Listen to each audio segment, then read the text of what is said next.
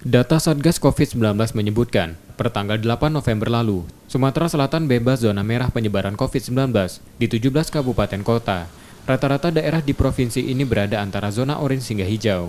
Epidemiolog Universitas Sriwijaya Ici Andriani menerangkan, bebasnya Sumatera Selatan dari zona merah corona setelah kasus aktif turun sebesar 11,94% dan angka kesembuhan mencapai 82,70%.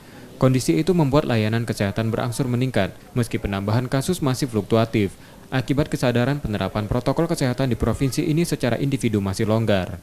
Kalau untuk Sumatera Selatan, per tanggal 8 November 2020 sudah tidak ada zona merah. Ini merupakan kabar baik untuk kita dan kita berdoa semoga kedepannya juga semakin lebih baik lagi.